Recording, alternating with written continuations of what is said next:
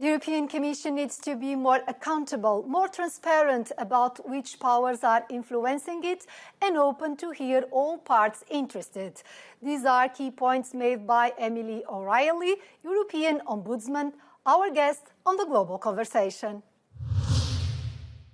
Mrs. Emily O'Reilly, thank you very much for accepting our invitation to this program. After around a decade, you are going to soon be leaving your job as European Ombudsman, monitoring the level of transparency of the European Union institutions.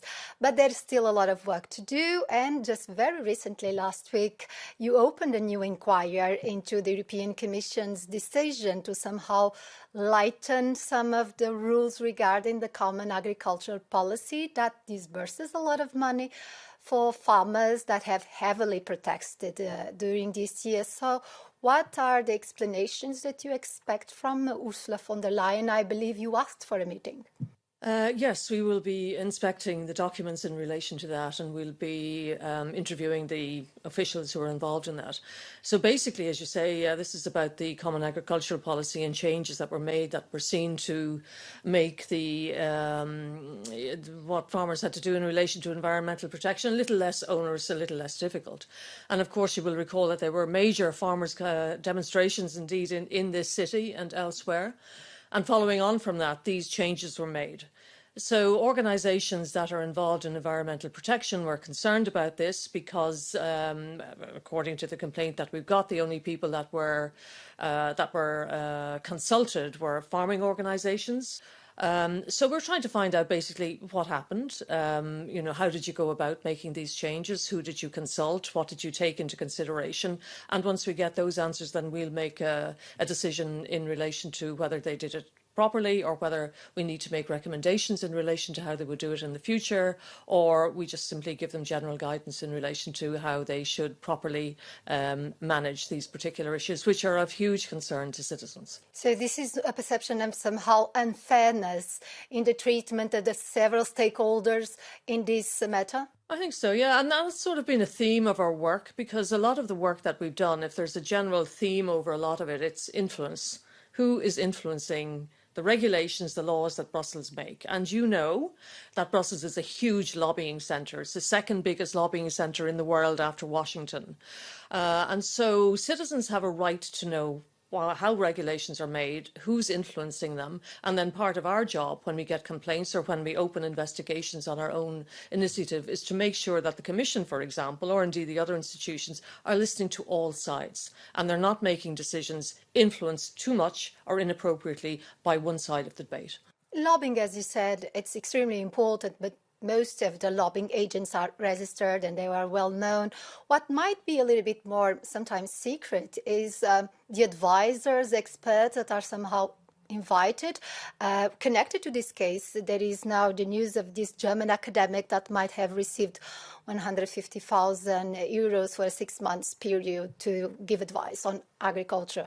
So does this also contribute to this perception that there is not so much clarity on transparency on who makes decisions of who is giving this advice?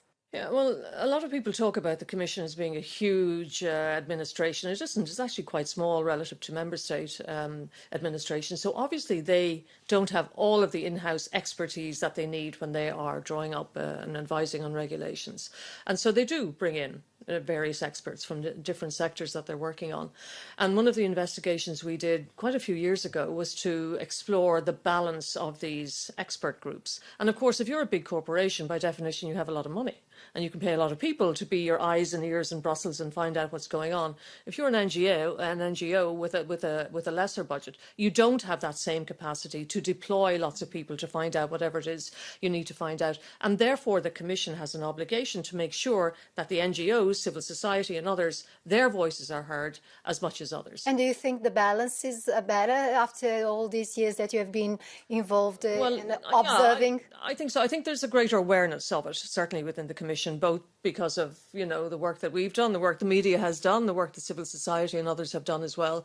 But sometimes issues still arise, and sometimes you're looking at these things on a case-by-case basis. But I think overall, culturally, there's a greater acceptance of the need for a better balance when major issues of public interest are being decided, everybody's voice has to be heard. Well, one of the most notorious cases involving Ursula von der Leyen, the President of the European Commission, was the exchange of messages with the CEO of Pfizer during the crisis of COVID-19 for a contract on vaccines. The President has refused till today to release that information, that content. You consider it to be maladministration, but somehow she has not been hearing very much this advice or this criticism that she receives, is she? Does she value when this criticism is... Well, the European Court of Justice is now going to deal with it all, so we'll see what happens then.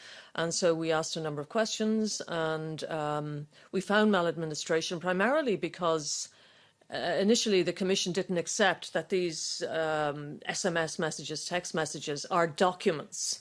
But you don't need to be a genius or a lawyer to be able to read Regulation 1049 and see that they are documents, because it's not the medium that matters. It's the subject matter. It's the subject matter. So therefore, if you're texting, WhatsApping or whatever you're doing with issues that have to do with the business of the institution, then they are documents. It doesn't mean that they have to be immediately released. They can be tested against the exemptions that you find in Regulation 1049. But we found maladministration because initially they didn't accept that they were documents, which, in my view, they clearly are. So nothing happened then in relation to that. I was critical of the Commission. And then the New York Times, which was the media outlet that originally reported on this, they've now taken the Commission to court. We don't know when the court case is going to happen, but I think it'll be good for everybody. It'll be a clarification by the highest court in the EU about this issue. But do you think there were lessons learned that somehow Ursula von der Leyen has corrected her behaviour in that sense? Well, I don't know what she does on a daily basis. I'm sure she does pay attention, of course. But certainly within the Commission, we have had discussions with them. And I know the Commission has now given guidance to its staff in relation to the retention of text messages and how they should be properly registered and published and all of that. So, you know, the generality of that issue, I think, is being dealt with. And I think we all know now that if we're doing business on our WhatsApps or Snapchats or whatever it is we're doing business on, that we need to know, certainly if you're in a public administration, that they are potentially releasable. Anyway, as you mentioned, you know, these messages are documents. Yes. Would you say that access to documents is probably one of the biggest complaints that you receive? Yeah, transparency generally is a big issue. I think roughly a quarter, even more, of the complaints we get relate to transparency generally and access to documents. And as I've said before, it's where we get the most pushback. I mean, generally we get on very well with the Commission. We work very well with them, indeed, in access to documents cases as well.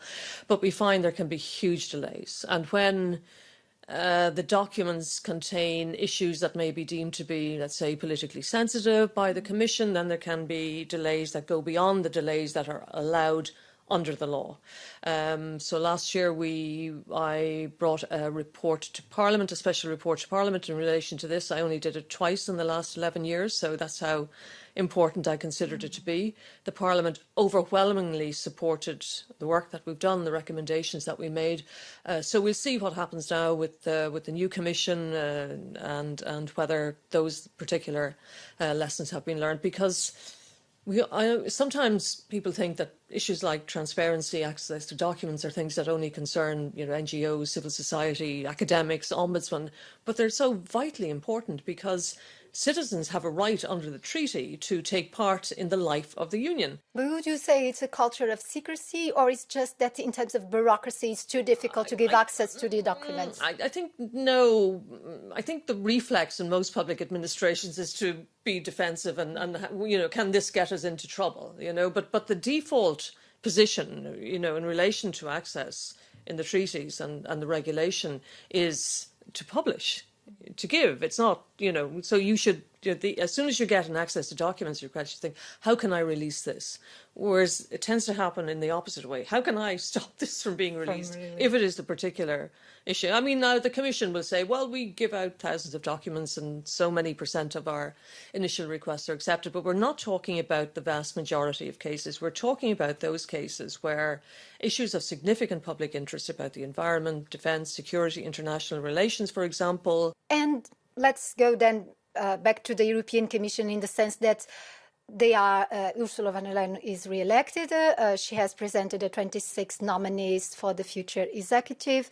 The European Parliament will be scrutinizing. On a first phase will be to look into the curriculum, to the financial declarations. Do you think the European Parliament has enough tools to actually scrutinize if there are suspicions about conflict of interest?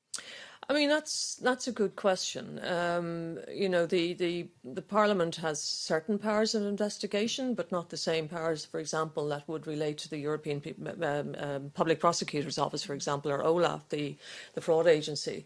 So I think, yeah, I mean, it could be an issue with some commissioners designate. I absolutely have no idea. But I think more importantly is whether this Parliament will really inhabit its role of being, an accountability mechanism for the Commission, that it is making sure that the Commission is accountable. And, over time, some parliaments do it in a very strong way, others not so much, and so it's probably too early to tell how strong this particular Parliament will be in relation to the degree to which it holds the Commission to account. Okay, so let's recall the corruption scandal involving the members of the European Parliament at the end of 2022 called Qatargate, still open also in the courts. Are the new rules strong enough to prevent the new elected members of the European Parliament for committing wrongdoing? The rules have been tightened up in relation to, recording of meetings that they're having and all of that. So they can't just wander around sort of privately and meet with people, and especially if they're involved in a file. But our issue has been, while we are pleased with that, what is the follow-up going to be? I mean, what happens if somebody is found to be in breach of a particular rule? Because neither the Commission nor the Parliament, and the Parliament particularly, got away from self-regulation, So there is a committee in Parliament that looks at alleged breaches of the various codes and the rules and so on. But they then report to the President, and it's the President who makes the decision.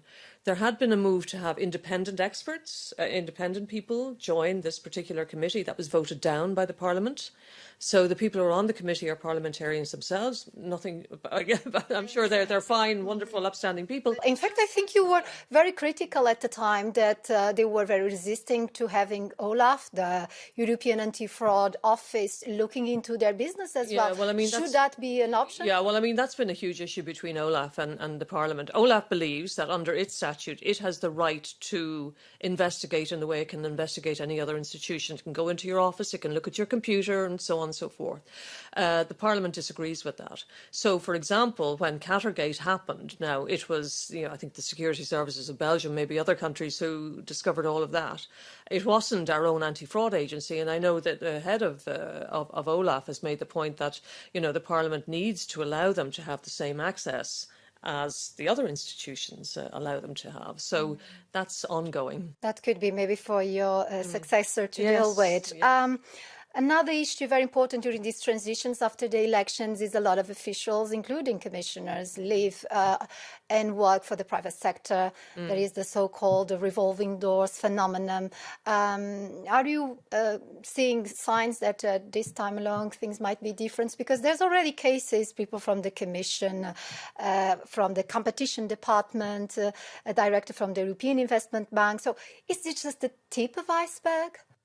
Well, I think President von der Leyen has written to outgoing commissioners reminding them of their obligations in relation to cooling off periods and all of that. And again, it's a question of whether this is going to be adequately monitored.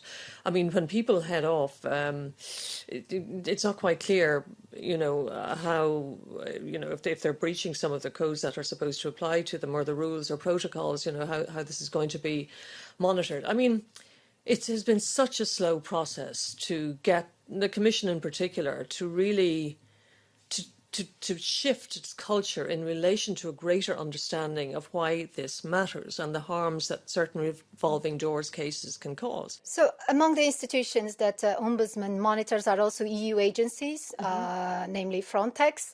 You were very critical of the EU Agency for Border Control and Coast Guard, especially concerned the case of the tragedy with the Adriana's boat.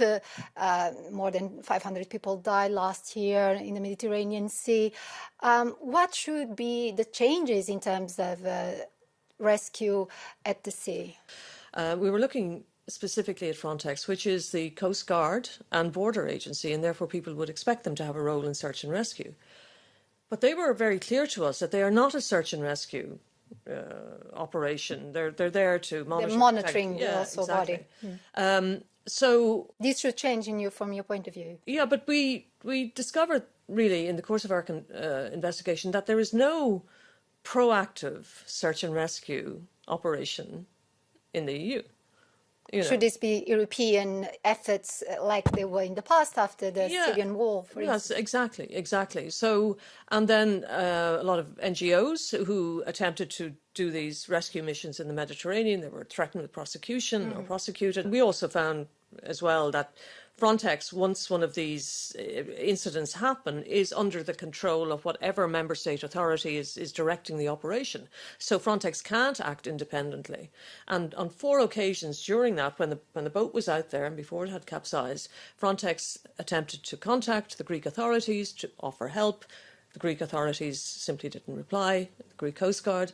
And so when we put all of that together, we basically handed it over to the legislators. This is the gap between what citizens probably think you can do and what actually happens under the law and practice and so on and so forth.